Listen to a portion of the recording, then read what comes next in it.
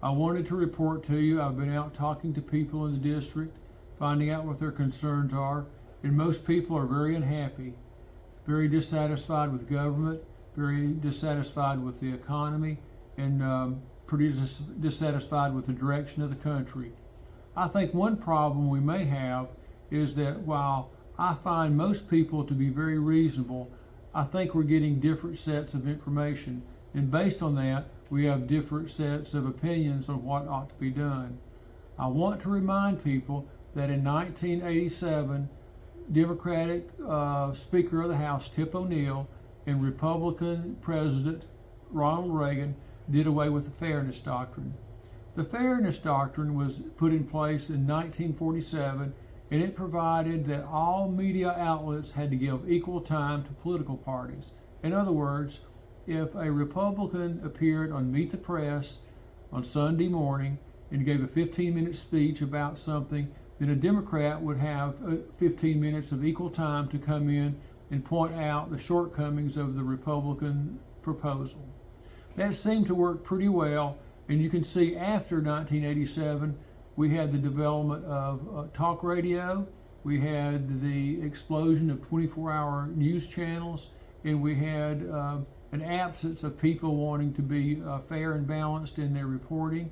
They wanted to be more opinionated and one-sided, and they could say anything they wanted without someone else coming in and correcting them. I think that was one of the things that has divided our country, and we've got to find a solution to that. Now, I wanted to take a moment to be thankful how glad I am that I chose to go to school and study constitutional law, to study government, and to remind us of the checks and balances that this country is supposed to have. I think in the desperation that people feel today, they're blurring those basic facts that we all learned in high school in our civics class because they just want something done. It's important that we get things done, and I agree with the criticisms I've heard over and over that when we have the campaign season, people make promises and they never deliver.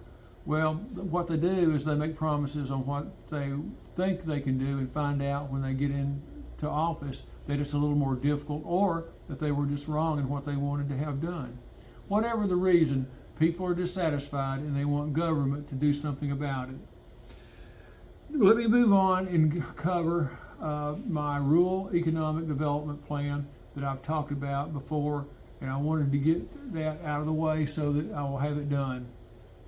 I worked on this for years. It's not complete. It's just an outline perhaps, and I've pared it down to apply it to the district level.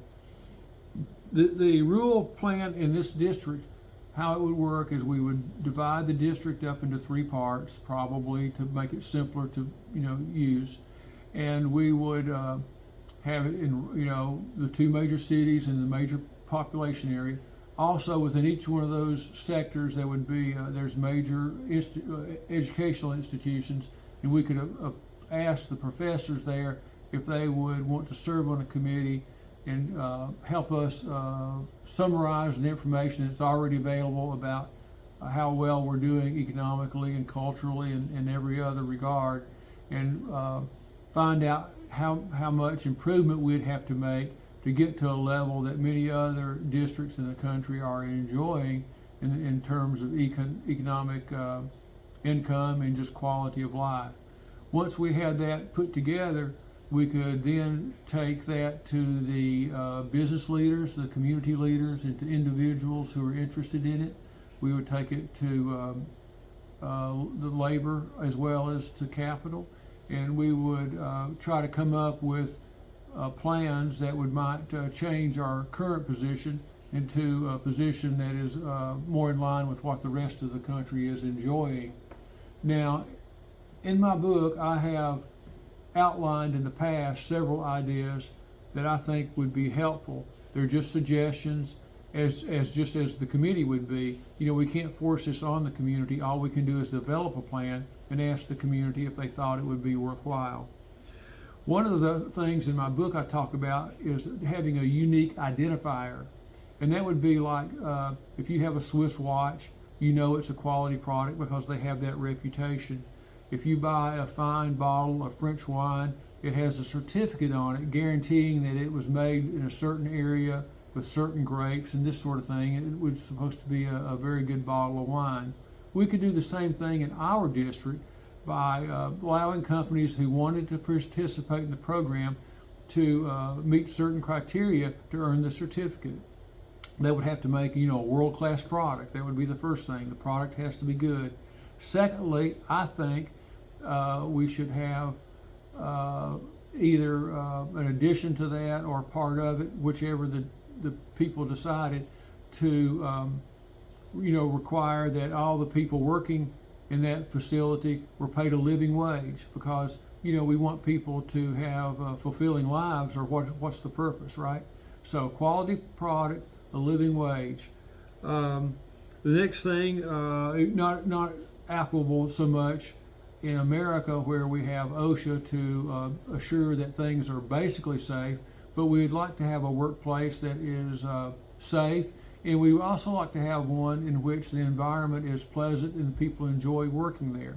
What we would want, in essence, is a partnership between the investors, the management, and the workforce, realizing that we all three have a common goal, and that is to make a return for the investor, for the workforce to have a worthwhile wage so that they feel like they are living a decent life, and for the management to be able to put out a profit that others want to buy.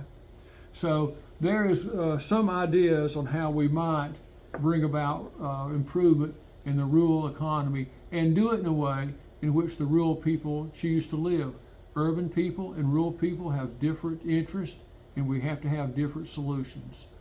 Another solution that I worked on and never wrote about is that for several years I wanted to have a automotive corridor between Marietta, Georgia, and Chattanooga, Tennessee, and it just never came about. I developed an electric vehicle, which I like all kind of cars. I'm a car guy, but I've also been interested in electric vehicles for a very long time.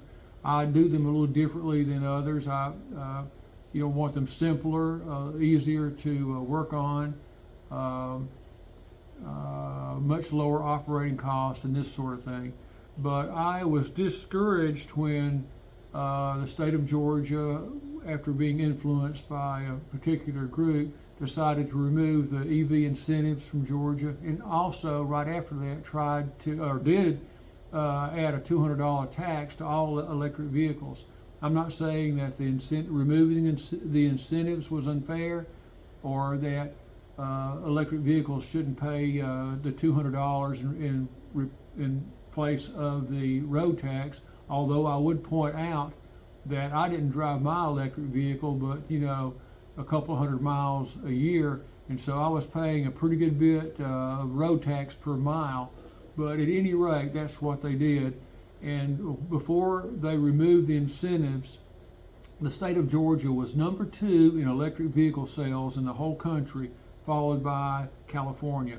After the incentives were removed, Georgia went off the chart. There was nowhere to be found. We're no longer a big seller of electric vehicles. And I think that was a missed opportunity, but people might disagree.